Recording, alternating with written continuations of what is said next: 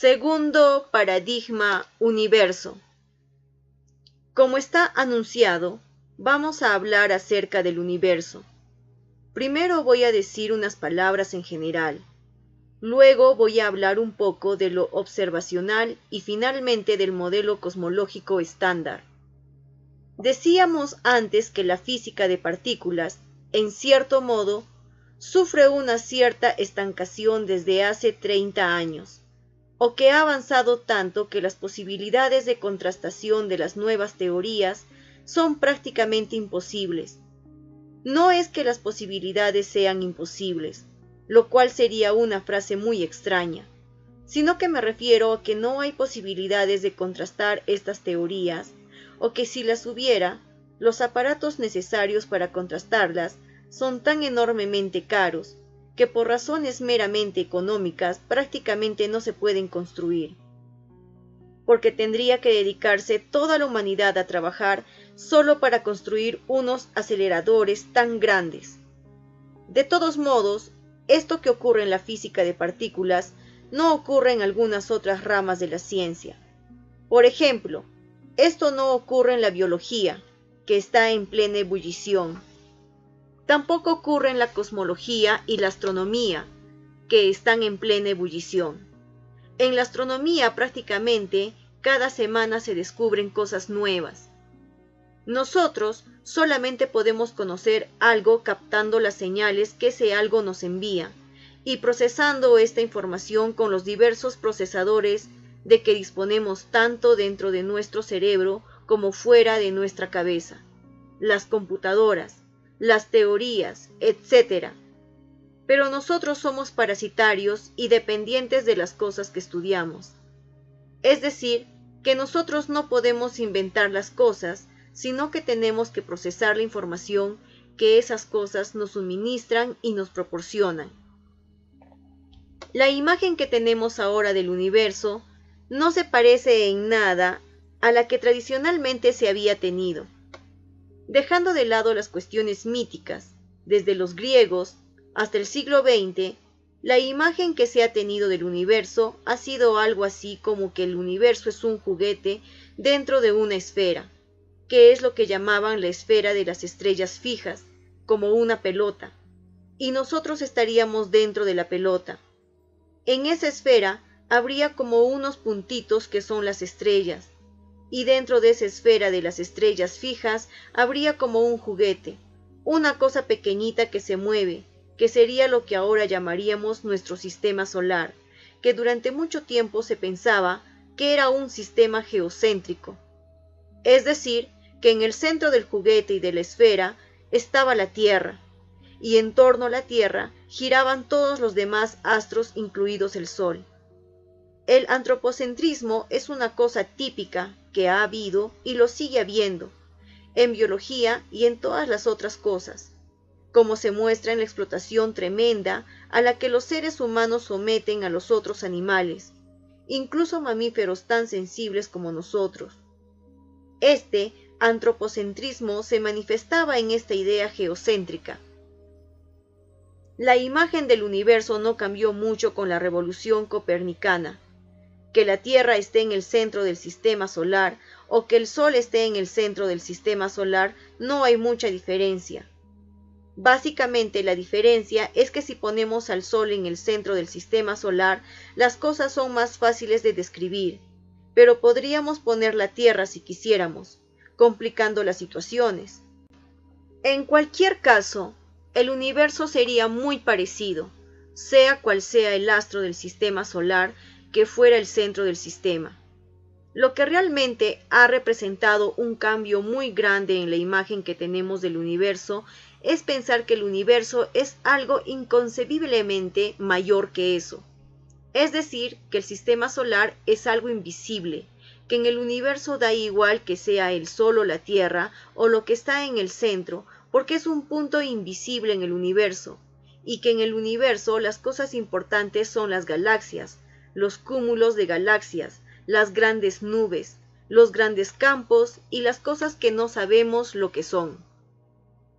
La visión que tenemos ahora del universo es relativamente reciente, En 1920 hubo una famosa reunión de la Academia de Ciencias de los Estados Unidos, en Washington, donde los astrónomos discutían acaloradamente acerca de si nuestra galaxia es la única galaxia que hay en el universo, o si hay más galaxias. Habían dos partidos, uno capitaneado, por hablar en un lenguaje cuasi militar, por Shapley, que pensaba que el universo es nuestra galaxia, y que no hay más galaxias que la nuestra y que por lo tanto las otras cosas, las otras nébulas, son simplemente nubes dentro de nuestra galaxia. El otro partido, capitaneado por Curtis, pensaba que no, que había otras galaxias además de la nuestra, y que por lo menos alguna de las nébulas que se veían en el cielo eran galaxias distintas de la nuestra. Este debate se conoce en la historia de la astronomía como el Gran Debate, de si hay una sola galaxia o más de una galaxia en el universo. Este debate solo fue zanjado por Hubble, varios años después, por el descubrimiento de variables cefeidas de otras galaxias, en concreto Andrómeda. Esto además tiene que ver con Perú, porque hay una astrónoma muy famosa que se llama Henriette Leavitt, que estaba con otro grupo de mujeres en la Universidad de Harvard, y vino a Perú y estuvo trabajando cerca de Arequipa durante mucho tiempo, e hizo unos descubrimientos muy importantes. En especial, fue ella quien descubrió la correlación entre el período y la luminosidad real de las variables cefeidas, lo cual permite medir distancias. En astronomía es muy fácil medir velocidades porque están indicadas por el movimiento hacia el rojo del espectro que llega, y el espectro se analiza automáticamente con una máquina. Las distancias son muy cortas, se miden por paralaje. Eso no lleva muy lejos. Para medir distancias más largas no había ningún procedimiento, y esto de las variables cefeidas fue el primer procedimiento que permitió medir distancias largas. Por lo menos ahora no las consideramos muy largas, pero mucho más largas de todo lo que se podía medir hasta entonces.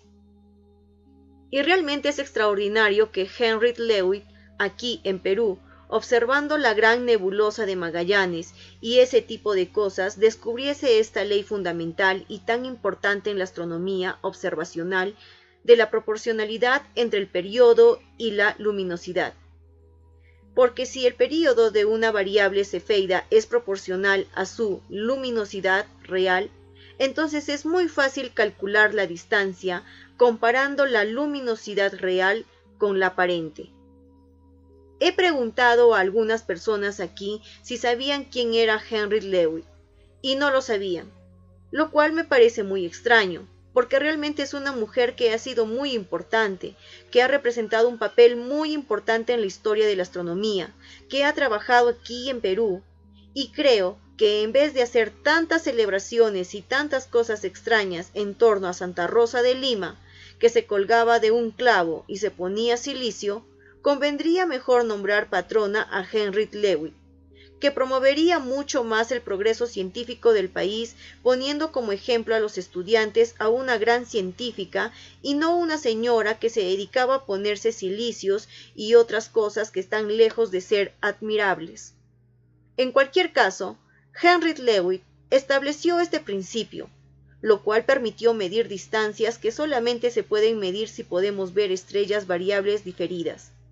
Ahora, más recientemente, podemos medir distancias mucho más lejanas, merced a un tipo de supernovas, de tipo 1A, que son las supernovas que se supone que cuando explosionan producen una luminosidad estándar.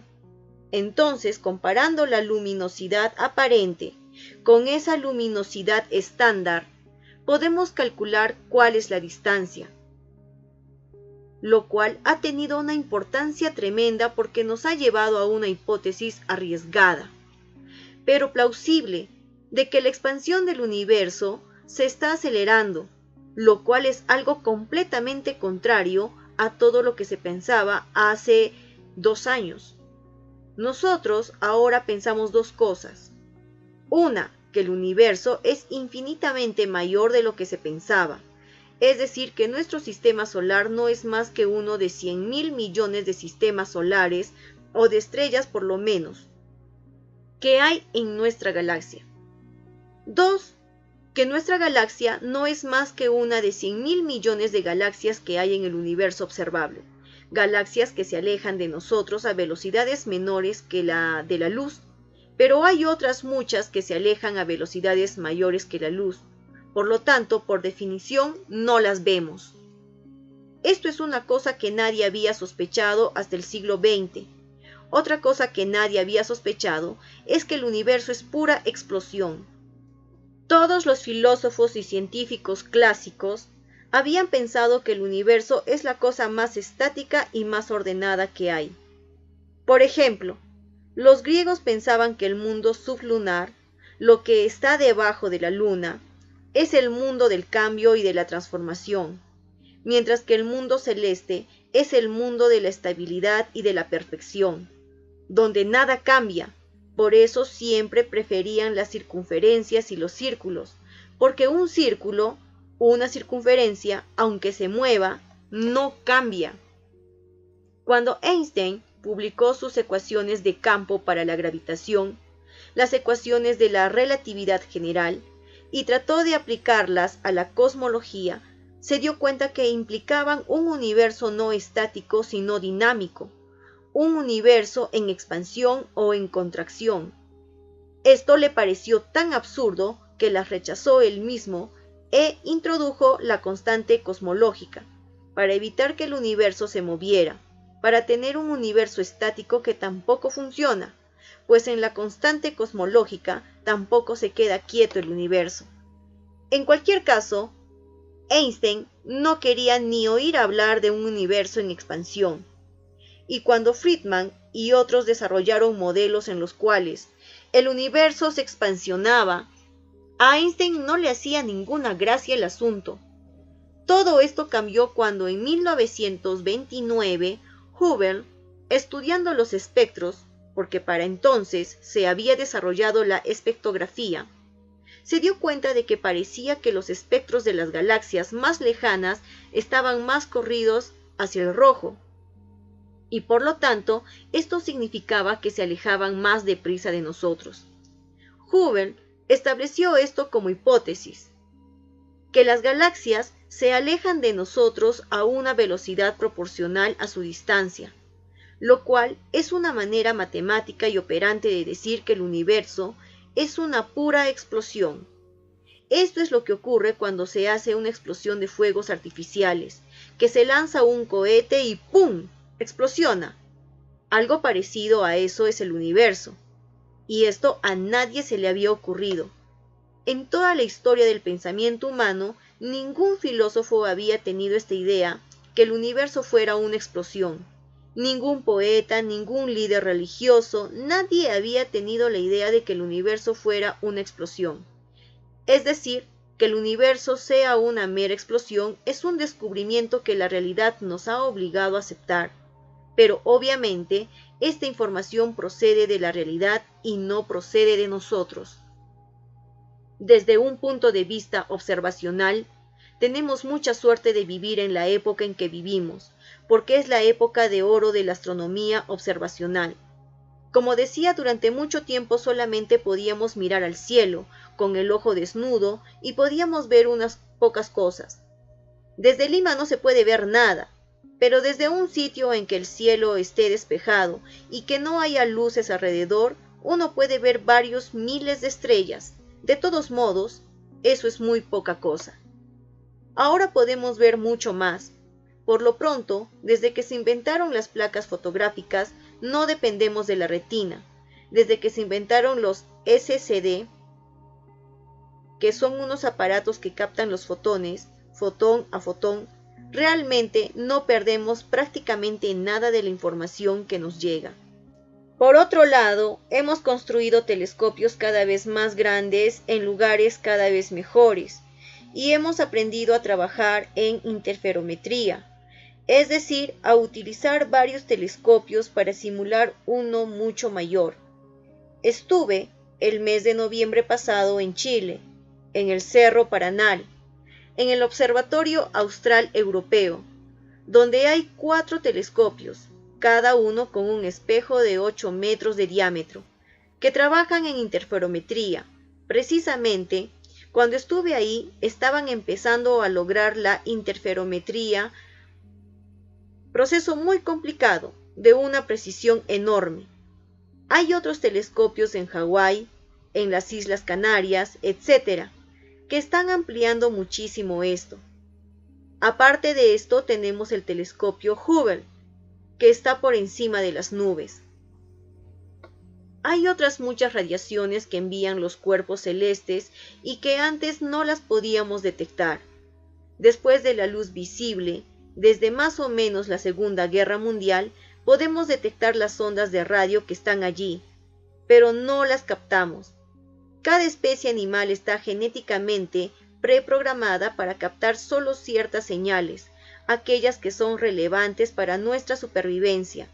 Por ejemplo, nosotros nos vemos unos a otros, vemos la pantalla y las columnas, porque las luces están emitiendo fotones que están chocando con los objetos y estos fotones rebotados llegan hasta nuestra retina. Entonces envían una señal a nuestro cerebro, que produce esta imagen que estamos viendo. La sala está en la que estamos ahora, está llena de ondas de radio. Por un lado, todas las emisoras de radio de Lima y del mundo están emitiendo ondas de radio, que están aquí, como podemos comprobar, si disponemos de un aparato de radio apretando un botón. El aparato de radio es un transistor que capta la onda de radio y la convierte en una onda de presión de aire, que nosotros sí podemos captar, pues estamos genéticamente preprogramados en nuestros oídos para captar ondas de presión de aire. Decimos que oímos la radio, pero lo que oímos son ondas sonoras. Las ondas de radio no las oímos porque no las podemos captar. Pero no solamente las emisoras de radio, también todos los cuerpos del mundo y los cuerpos celestes lanzan radiación electromagnética, que depende de su temperatura, y en ciertas temperaturas lanzan ondas de radio, y esto lo estamos captando desde la Segunda Guerra Mundial. Pero estos son los únicos dos segmentos de espectro electromagnético que llegan a la Tierra, el visible y el de radio. En la figura que les voy a mostrar, tenemos el logaritmo de la longitud de onda expresado en metros. Es el espectro electromagnético que son los fotones que nos llegan. Estos fotones llegan bailando con diverso ritmo. Cuanto más frecuencia tienen, más caliente están bailando los fotones. Y a la inversa. Está en función de la longitud de onda, que es la inversa de la frecuencia. Aquí ven ustedes que las ondas de radio son las que tienen mayor longitud de onda y por lo tanto menor frecuencia. Las de rayos gamma son las que tienen la mínima longitud de onda, por tanto la máxima frecuencia. En la siguiente figura tenemos la atmósfera terrestre y el logaritmo de la frecuencia. Este gráfico muestra hasta qué punto la atmósfera terrestre es opaca o transparente a las radiaciones. Lo que aparece en color oscuro es donde la atmósfera es opaca. Hay una ventana que corresponde a las ondas de radio que llegan del cielo hasta la superficie de la Tierra. Esto es 0 kilómetros. Donde estamos nosotros, en Lima, 20, 40, 60, 80 kilómetros, etc. Vemos que hay otra ventana, que es la luz visible, es decir, que la luz que llega del cielo hasta la superficie de la Tierra. Por eso podemos ver en la superficie de la Tierra y podemos poner un observatorio óptico, un telescopio, podemos poner un radiotelescopio, un telescopio óptico. Sin embargo, si nos interesa, por ejemplo, la radiación de microondas y la mayor parte de radiación infrarrojo, no podemos detectarla en la superficie de la Tierra, sino que tenemos que subir por encima de los 40 kilómetros. Entonces, tenemos que colocar el detector, el telescopio, en un satélite artificial y hacer que orbite la Tierra a una altura superior a 40 kilómetros. Si nos interesan los rayos ultravioleta, los rayos X y los rayos gamma, entonces tenemos que subir. Para los rayos X tenemos que subir por encima de los 120 kilómetros. Si la atmósfera terrestre fuera transparente para los rayos X, nosotros estaríamos muertos, porque sería una radiación letal. Afortunadamente, la atmósfera terrestre es opaca y nos protege de los rayos X, pero al mismo tiempo que nos protege, lo cual es de celebrar para nuestra salud, nos impide explotar la información que estos rayos X contienen. La única manera de detectar estas señales y por lo tanto explotar esta información es subirse por encima de los 150 kilómetros y poner un satélite artificial con un detector de rayos X. Esto de poner un satélite artificial en órbita con un detector adecuado es algo que se hace todos los días. No es que sea fácil, son instrumentos complicadísimos de hacer, sino que el problema no está en poner en órbita un satélite artificial, esto es muy fácil de hacer, sino en refrigerar suficientemente el detector de infrarrojo, porque todas las cosas que están a temperatura normal emiten en infrarrojo. Todos nosotros, por ejemplo, estamos emitiendo en infrarrojo. También todos los animales y el edificio están emitiendo en infrarrojo, y el telescopio está emitiendo en infrarrojo también. Entonces hay que enfriarlo mucho para que no emita en infrarrojo y capte la señal que viene de afuera. Todas estas son complicaciones técnicas. En el espectro electromagnético, en las últimas décadas, hemos pasado de depender de la ventana visible a abrir de par en par las ventanas que dan al universo y captar todo tipo de radiaciones a base de colocar radiotelescopios en la Tierra. Próximamente se va a instalar, ya se ha aprobado internacionalmente, un gigantesco radiotelescopio, el mayor del mundo, en el norte de Chile, por encima de San Pedro de Atacama. En Chile hay ahora unas instalaciones astronómicas formidables, porque tienen muy buenas condiciones de visibilidad.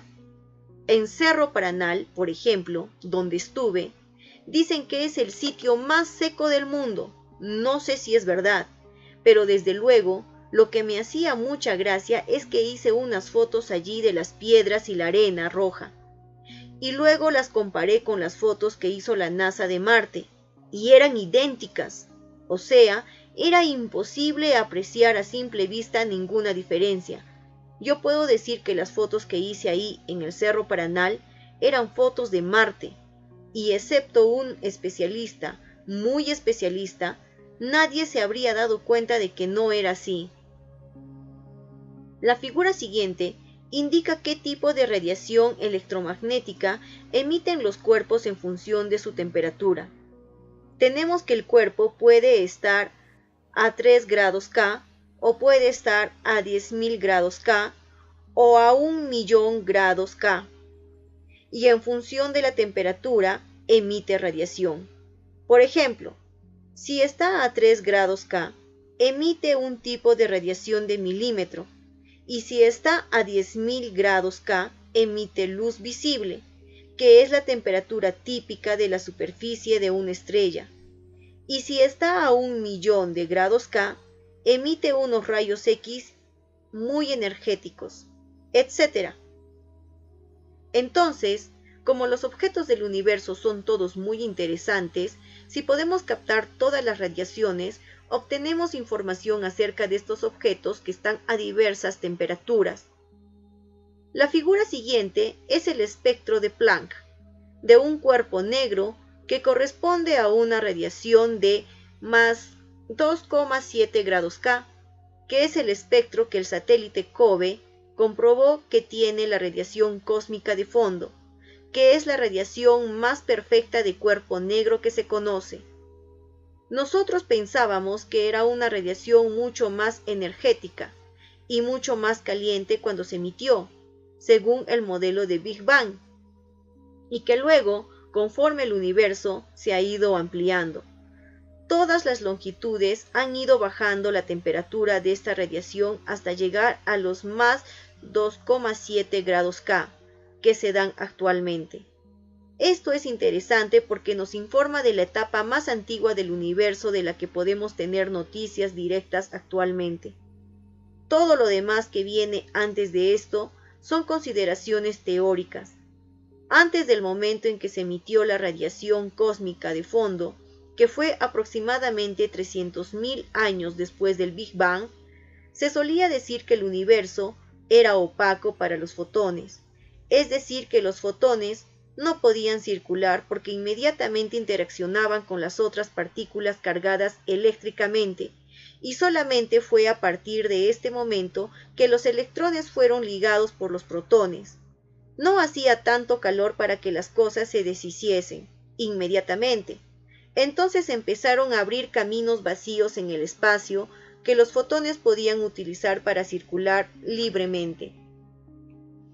Esta información, como decía, hay que procesarla aparte.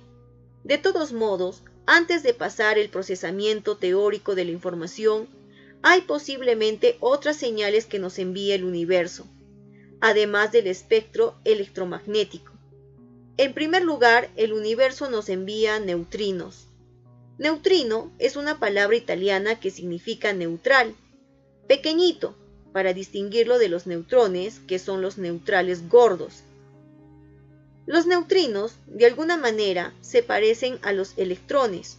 Sin embargo, a diferencia de ellos, son eléctricamente neutros y por eso Fermi les dio el nombre de neutrinos. Tienen spin, un medio y una masa en reposo nula o muy pequeña. Sin embargo, hay indicios de que es una masa no nula. Parece que los neutrinos han representado uno de los grandes problemas de los últimos años, porque no llegaba a la Tierra el número de neutrinos que se calculaba mediante esta teoría. Tenemos una teoría muy buena de la actividad de las estrellas y del Sol. Podemos calcular cuántos neutrinos va a emitir el Sol, cuántos va a llegar a la superficie de la Tierra. Podemos dividir esto por metros cuadrados y podemos calcular cuántos neutrinos va a llegar a la Tierra por metro cuadrado procedente del Sol. Sin embargo, cuando hacemos los experimentos, siempre detectamos muchos menos. Una de las explicaciones posibles es que hay 3 variedades de neutrinos que van oscilando dentro de una variedad y otra, y cuando llegan a la Tierra, muchos de ellos ya han cambiado de variedad y no los detectamos. Es posible que sea así, lo cual sería una cosa muy importante porque, entre otras cosas, nos obligaría a revisar el modelo estándar de la física cuántica. El problema para estudiar los neutrinos consiste en que apenas interactúan con otras partículas, son muy difíciles de detectar, es decir, que el universo está lleno de neutrinos. Ahora mismo, nos está lloviendo miles de millones de neutrinos encima de la cabeza de cada uno de nosotros. Están entrando por nuestro cráneo, están atravesando nuestro cuello, nuestra columna vertebral, nuestro intestino, y están saliendo por las plantas de nuestros pies sin darnos cuenta. Pero al mismo tiempo, otros miles de millones de neutrinos están en este momento entrando por las plantas de nuestros pies. Están subiendo por las pantorrillas y saliendo por los pelos hacia arriba. Nosotros no notamos nada, y no lo notamos porque no interactúan con los átomos de nuestro cuerpo. Precisamente es de agradecer que no interactúen con los átomos de nuestro cuerpo porque nos permite vivir con tranquilidad. Se le puede sacar mucho jugo a los neutrinos. Lo que pasa es que los telescopios para captar neutrinos son muy distintos a los otros. No son los aparatos que ustedes conocen en los observatorios, sino que normalmente son unos grandes tanques llenos de unos líquidos muy especiales que están metidos en unas minas muy profundas, a miles de metros de profundidad, para que precisamente la tierra que está encima de la mina elimine las partículas y las radiaciones que llegan del espacio y solamente permita pasar a esta partícula tan elusiva y fantasmal que es el neutrino, que atraviesa toda la Tierra sin romperla ni mancharla y que llega al fondo de la mina. Otra cosa que también contiene mucha información potencial son las ondas gravitacionales. Según la teoría general de la relatividad, las rápidas aceleraciones de grandes masas producen ondas de gravitación, es decir, distorsiones en el espacio-tiempo que se propagan a la velocidad de la luz a partir de su fuente. Tengan ustedes en cuenta que según la teoría general de la relatividad, y parece que eso es cierto, el espacio no tiene curvatura cero, sino que tiene un lado curvado y esta curvatura es variable. La variación depende naturalmente de la masa que haya. Cuanto más masa de gravitación es sencillamente una onda de variación de la curvatura en el espacio, en un momento dado, y en otro momento más adelante varía en otro lugar y se va extendiendo como una onda. Si la teoría de la relatividad es correcta, como hasta ahora parece que lo es, nunca es nada seguro en la ciencia. Tendría que haber ondas gravitacionales. Lo que pasa es que las ondas gravitacionales hasta ahora no se han detectado.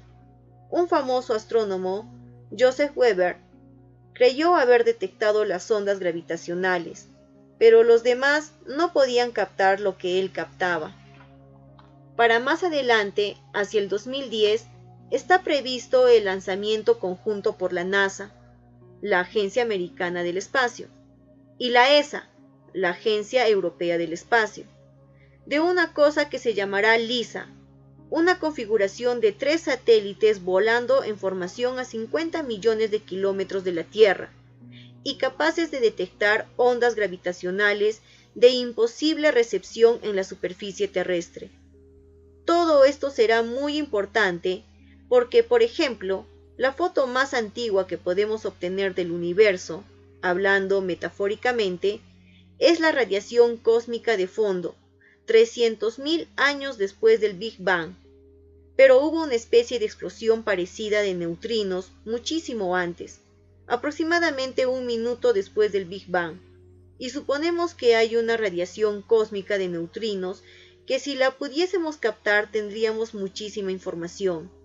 Y si ha habido un desacoplamiento, no sabemos si es cierto, pero si fuera cierto que hubiera habido un desacoplamiento de la fuerza de la interacción nuclear fuerte de las otras fuerzas, esto habría producido una explosión de ondas gravitatorias y también habría una especie de fondo de ondas gravitatorias con música celestial, porque las ondas gravitacionales de ninguna manera se pueden captar. Imagínense algo tan fino. ¿Cómo sería eso? Y luego hay otras cosas, la más importante de las cuales, aunque esto no tiene prácticamente ninguna observación relevante cosmológicamente, son los rayos cósmicos, que son partículas y núcleos cargados que nos llegan no se sabe de dónde, de otros lugares de nuestra galaxia, incluso de otras galaxias, pero son partículas que están cargadas eléctricamente, son muy pequeñas y han atravesado una gran variedad de campos magnéticos, con los cuales la dirección de que proceden, casi con seguridad, ha sido deflactada varias veces, y entonces no sabemos en definitiva de dónde proceden. Los rayos cósmicos son muy interesantes porque muestran una energía, pero sobre todo los neutrinos y las ondas gravitacionales de cara al futuro serán la gran frontera de la astronomía observacional. Todo esto son señales, fotones o neutrinos. Se detecta toda esta información y la elaboramos en nuestras cabezas, en nuestros computadores, con la ayuda de nuestras teorías matemáticas y físicas, etc., y con nuestros modelos. Al final, lo que construimos es una especie de imagen teórica que es lo que se llama un modelo cosmológico. Actualmente, el modelo cosmológico estándar es el modelo del Big Bang, que es un modelo matemático, mejor dicho, una familia de modelos, que resume de modo aproximado, simplificado e idealizado cuando creemos saber acerca de la estructura y evolución general del universo, y que proporciona un marco teórico para ordenar la información astronómica y cosmológica que vamos obteniendo mediante la observación. El nombre procede de un enemigo del modelo, que era Fred Hoyle, quien para ridiculizar este modelo de la gran explosión dijo: ¿qué es esto de la gran explosión? Esto parece una cosa de niños, un gran cataplum, un Big Bang. Y entonces el nombre de Big Bang tuvo éxito y permaneció. Este modelo fue desarrollado por mucha gente como Einstein, Friedman, Robertson, Walker y otros muchísimos físicos y cosmólogos. Vamos a ver en qué consiste este modelo. El modelo cosmológico del Big Bang es una estructura matemática compuesta de diversas capas o estratos, las primeras de las cuales corresponden a la teoría general de la relatividad, es decir, que la capa subyacente está constituido por una variedad diferencial cuatridimensional con ciertas propiedades. Todos estos son tecnicismos para que se pueda calcular bien. Todas estas cosas tienen un interés pragmático más que empírico. No es que el universo nos diga que es así, sino que nosotros queremos un modelo que sea así para manejarlo matemáticamente. Esta variedad diferencial está provista de una métrica lorentziana con asignatura menos, más, donde el signo menos corresponde al tiempo y el signo más a las dimensiones del espacio, que es la manera que ahora suele usar la asignatura de la métrica lorentziana. La G representa la métrica. La métrica es un cierto campo tensorial, que es lo que define, como su nombre lo indica, la estructura métrica de la variedad diferenciable. En esta variedad diferenciable vale el principio einsteiniano de equivalencia entre gravedad y curvatura del espacio-tiempo. También está variedad diferenciable, representa el espacio-tiempo, y los puntos de la variedad representan a los eventos espacio-tiempo. Las ecuaciones de campo de Einstein valen en esta variedad. Describen cómo la distribución de la energía determina la métrica del espacio-tiempo y, por tanto, su curvatura. La ecuación de Einstein está con constante cosmológica y es igual a una cosa que es un número fijo. Es un campo tensorial que representa el sumatorio de todos los campos de la física, es decir, toda la energía que hay en el universo. Sin entrar en las matemáticas, si se quiere interpretar intuitivamente, lo que dice es lo siguiente: lo que hay a la izquierda del signo igual es la definición de la estructura geométrica del espacio-tiempo, y lo que hay a la derecha es la distribución de la energía o de la materia en el espacio-tiempo. Lo que dice la ecuación es que la geometría depende de la distribución de la materia, y la distribución de la materia depende de la energía. Esto, el famoso físico Wheeler lo resume diciendo que la materia le dice al espacio cómo tiene que curvarse y el espacio le dice a la materia cómo tiene que moverse. En definitiva, la idea a retener de todo esto es la estructura geométrica del espacio-tiempo. No es independiente de la distribución de la energía, es decir, que según cuánta energía haya y cómo esté distribuida, el espacio-tiempo será más o menos curvado, y por lo tanto, las cosas ocurrirán de manera distinta y los cuerpos se moverán de manera distinta. Esto, del modelo cosmológico, es como una cebolla que tiene capas sucesivas. A esta base general relativista se superponen otros requerimientos más específicos. La variedad diferenciable debe ser temporalmente orientable y debe satisfacer la condición de causalidad estable, lo que excluye los bucles temporales y los viajes al pasado, y permite introducir un tiempo cósmico. Es decir, hay variedades diferenciables que cumplen las 4 condiciones que habíamos dicho hasta ahora. Sin embargo, en ellas puede haber bucles temporales.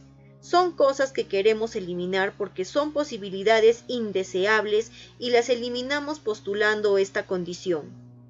Si, por ejemplo, queremos definir un tiempo cósmico, lo que parecía perdido con la relatividad especial se vuelve a recuperar en la relatividad general. Entonces, el tiempo cósmico significa que el espacio-tiempo de 4 dimensiones puede foliarse como si con un cuchillo se pudieran cortar rajas temporales, que están indexadas de tal manera que todos los puntos que están en una tajada tienen el mismo tiempo propio, lo cual nos permite definir un tiempo cósmico. Como estoy explicando ahora, resulta un poco absurdo, pero supongo que no hay tiempo para más. La métrica es muy importante también. El modelo cosmológico estándar que aplicamos en la cosmología la quiere usar a fondo para hacer cálculos constantes de la relatividad general. Y esto no se puede hacer general porque las ecuaciones no son lineales y no se puede calcular. Hay que eliminar términos para eso. La relatividad general es tan difícil que nadie es capaz de resolver una ecuación, y los pocos que resuelven una ecuación dan su nombre a esa solución, y su nombre pasa a todos los libros de texto. Hay una solución que se debe a Friedman, Robertson y Walker, que es la que se usa en la cosmología. Se llama la métrica tipo Friedman, Robertson, Walker, que equivale a postular que el universo es especialmente homogéneo e isotrópico en cada corte temporal, lo que a su vez equivale al principio cosmológico, principio que da igual donde nos encontremos, que en definitiva llegaremos a las mismas leyes cosmológicas. Este postulado es una idealización de la realidad, solo se cumple aproximadamente y a muy grandes escalas. Si es que se cumplen estas dos cosas, implican que el espacio-tiempo cuatridimensional puede ser foliado, es decir, cortado en rodajas, lonjas espaciales, hipersuperficies espacioloides, con simultaneidad tridimensionales, indexadas por tiempo cósmico cada una de estas hipersuperficies, es decir, en un instante cósmico, dado el espacio tridimensional, tiene una curvatura constante, es decir, que es la misma en todos sus puntos. Aplicando los teoremas de singularidad de Hawking y Penrose, que implican bajo condiciones que se cumplen la existencia de una singularidad en el pasado, que es el Big Bang, propiamente dicho, donde el parámetro de densidad es omega, y la constante cosmológica es la omega de la materia normal más la omega de la constante cosmológica, que indica la razón de la densidad del universo actual a la densidad crítica. La densidad crítica es que el universo puede ser cerrado y contraerse, o puede ser abierto y expandirse. Entonces, cuanto más densidad tenga, más se acerca a uno cerrado, y la frontera está en la densidad crítica. Según que omega sea mayor, menor o igual a 1, los distintos universos posibles, que son concreciones del modelo estándar del Big Bang, se clasifican en cerrados, abiertos y planos. Si el universo tiene una densidad superior a la crítica, es cerrado y finito. Este es el único caso en el que el universo empieza en un punto, y el Big Bang es un punto si el universo es cerrado. Si el universo es abierto o es plano, el Big Bang se produce en un espacio infinito. Hay una serie de fórmulas que nos indican cuál es la métrica en cada uno de estos universos. O sea, hay una fórmula con unas coordenadas de un tipo diferente cada vez. Las observaciones actuales parecen sugerir que el universo es aproximadamente plano o ligeramente abierto. Si el universo es homogéneo e isotrópico, su contenido de materia, energía, ha de ser un fluido perfecto, cuyo tensor de energía toma una cierta forma. Teniendo en cuenta los supuestos de homogeneidad e isotropía del universo de fluido perfecto, y que la métrica satisface la ley de conservación de la energía, las ecuaciones de Einstein se reducen a dos simples ecuaciones diferenciales del factor de escala, llamadas las ecuaciones de Friedmann. El factor de escala es que si cogemos dos cuerpos celestes que no están ligados gravitacionalmente, entonces se van alejando unos de otros, y si multiplicamos el factor de escala por el tiempo, el resultado nos dice cómo se alejan. Estas ecuaciones están sacadas de las ecuaciones de Einstein.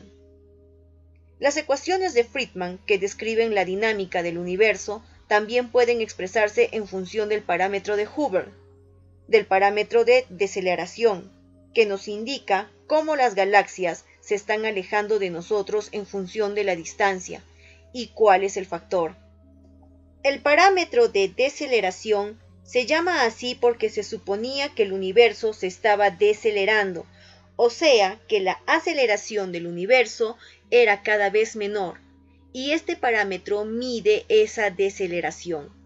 Pero ahora parece que el universo se está acelerando, y si la expansión se está acelerando, resulta que el parámetro debería llamarse de otra manera. Pero si lo seguimos llamando así, entonces tiene valores negativos, donde antes los tenía positivos. Otras capas del modelo estándar del Big Bang son los parámetros libres, cuyo valor presente ha de ser detectado empíricamente como la constante de Hubble, el parámetro de desaceleración, el parámetro de densidad y la constante cosmológica. La constante cosmológica es una especie de gran misterio que nadie entiende lo que es. Los físicos de partículas proponen una interpretación de la constante cosmológica. Entonces resulta que la discrepancia entre lo que proponen los físicos de partículas y lo que detectan los astrónomos observacionales es de 10 a la 120, es decir, la mayor discrepancia que nunca se ha dado en una discusión física. La historia térmica del universo es también parte del modelo. Abarca desde una fracción de segundo tras el Big Bang hasta ahora, incluyendo el tránsito de una época dominada por la radiación a otra en la que predomina la materia, del que la radiación cósmica es un residuo fósil. La historia química del universo, incluida la nucleosíntesis primordial, ocurrió entre 1 y 1000 segundos tras la explosión inicial. Todo esto que he dicho hasta ahora es algo maravilloso y formidable desde el punto de vista epistemológico, porque tiene grandes apoyos empíricos. Es decir, la expansión del universo es algo que se detecta midiendo el movimiento hacia el rojo de las galaxias. La radiación cósmica de fondo, que es una radiación del Big Bang, se ha detectado con el espectro perfecto de Planck a la temperatura que tiene que estar. Todas estas historias químicas y también las estimaciones que se hacen de las estadísticas de elementos químicos, como el porcentaje de hidrógeno, de helio, de litio, que hay en sus diversos isótopos, es el que predice el modelo. O sea que el modelo cosmológico del Big Bang tiene unos apoyos empíricos impresionantes. Por eso es el modelo estándar. Se han ofrecido a lo largo del siglo XX muchos otros modelos alternativos, algunos muy interesantes y muy bonitos, pero se han hundido por falta de esta especie de mercado de teorías. El único que ha sobrevivido es el modelo estándar del Big Bang. Luego hay cosas que son extensiones propuestas, pero muy especulativas. Por ejemplo, la inflación, que ha estado muy de moda en los últimos 15 años, pero que realmente no hay ningún motivo empírico para creer en ella. La inflación habría sido una etapa de expansión exponencial muchísimo mayor de la habitual en un momento dado. Esto explicaría una serie de cosas. Por ejemplo, ¿por qué el universo es plano? ¿Por qué no vemos los monopolos magnéticos y cosas por el estilo? Si a alguien le interesa el tema, John Ehrman, que es presidente de la American Association of Philosophy of Science, y yo publicamos en el Philosophy Science un artículo muy largo de 50 páginas, el más largo que ha publicado la revista en su existencia, y se llama Critical View of Inflationary Cosmology, a las teorías inflacionarias, porque no hay un modelo de inflación, sino que la inflación es una fábrica de modelos, porque se observe lo que se observe, siempre fabrican un modelo inflacionario para dar cuenta de cada caso. Es posible que en el futuro, cuando nuevos satélites artificiales hagan mediciones mucho más precisas de la radiación cósmica de fondo, pueda dárselas una respuesta empírica definitiva. Es posible que haya habido inflación, no hay nada en contra. La constante cosmológica, como su nombre lo indica, es una constante, y es muy importante que lo sea, porque esta constante nos permite generalizar las ecuaciones de Einstein, añadiendo un término cosmológico y conservar todo lo que queremos conservar de las ecuaciones de Einstein. Nos permite seguir teniendo la conservación de la energía, nos permite seguir teniendo que la métrica sea un tensor simétrico, es decir, nos permite una serie de cosas, una constante. Algunos proponen ahora sustituir la constante cosmológica por una función del tiempo a la que llaman la quinta esencia. Con esto, la quinta esencia deja de tener las ventajas matemáticas que tenía la constante cosmológica, y esto es algo que matemáticamente echa muchas cosas a perder. Aunque por otro lado, si queremos construir modelos en los cuales la expansión esté siempre variando de una manera y de otra, la quinta esencia va mayor. Esto de la quinta esencia es un chiste. Se refiere a la palabra que usaban los medievales para referirse a la materia de que está hecha el cielo. En parte es un chiste que corresponde a la realidad, porque todo esto se parece un poco. La cosmología cuántica trata de buscar la ecuación de onda del universo. Produce unas cosas muy fantasiosas que tienen mucho encaje con principios generales de la mecánica cuántica, pero que también están completamente alejadas de lo empírico. Estas cosas me parecen muy interesantes y es posible que en un futuro más o menos próximo o lejano se incorpore al modelo estándar, pero diría que todavía falta suficiente apoyo empírico como para incorporarlas al modelo estándar del Big Bang.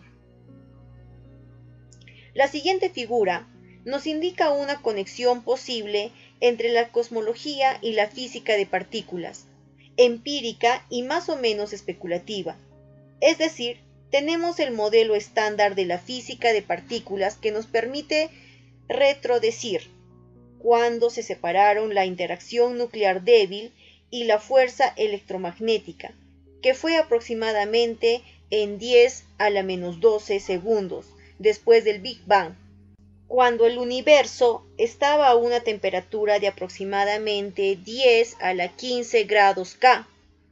Esto que se produjo 10 a la menos 12 segundos después del Big Bang marca más o menos, tanto en la cosmología como en la física de partículas, lo que es razonable pensar que sabemos, lo que es más o menos fiable, es decir, de allí para abajo, lo que estamos diciendo en física de partículas, en cosmología, es más o menos fiable.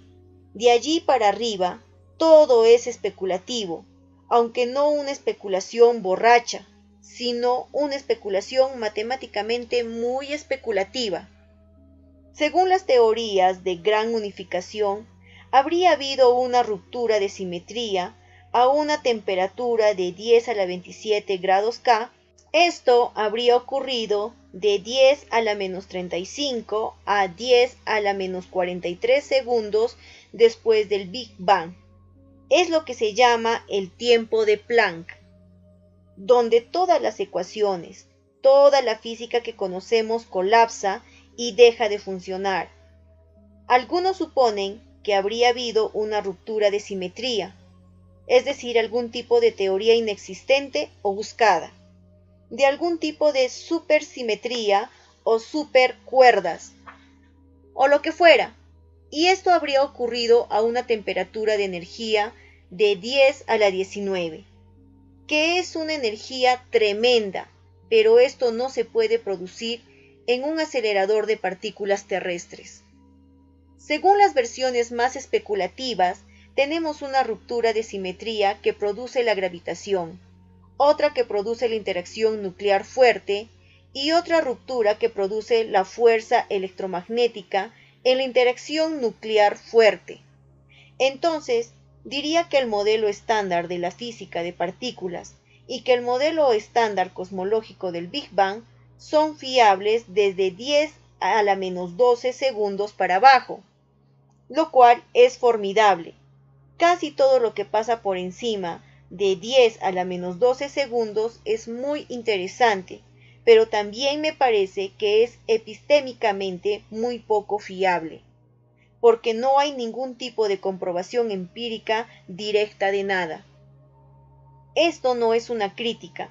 A mí me parece que es muy bueno que estas especulaciones se hagan, y desde luego, si estoy en un comité y alguien pide dinero para hacer esto, voto a favor de que se lo den, porque es gente muy inteligente que trabaja muy bien. Este tipo de especulaciones, a la larga, pueden resultar ser como la locomotora que arrastra el progreso de la ciencia. Dios nos libre de poner ningún tipo de trabas a la especulación. La especulación, cuando es precisa y matemáticamente bien establecida, es algo muy bueno y muy sano, pero al mismo tiempo que la aplaudimos y la promovemos, tenemos que ser conscientes de que es un campo muy arriesgado, donde tenemos muy poca seguridad y que no sabemos si lo que estamos haciendo ahí es poesía o es matemática pura o es física empírica dura. Esto solamente con el tiempo lo veremos. De todas estas cosas se puede decir mucho más. Los dos temas a retener son, en primer lugar, que lo que digamos del universo depende de las señales que recibamos. Y ahora recibimos o identificamos más señales que nunca. En segundo lugar, que hemos hecho un gran trabajo teórico para construir una imagen teórica del universo, que es el modelo cosmológico, y que hay porciones de este modelo, de esta imagen, que están bien establecidas empíricamente, y en las que resulta racional creer, mientras que hay otras porciones del modelo o extensiones del modelo que son especulativas y que desde un punto de vista epistémico no pueden considerarse fiables en este momento.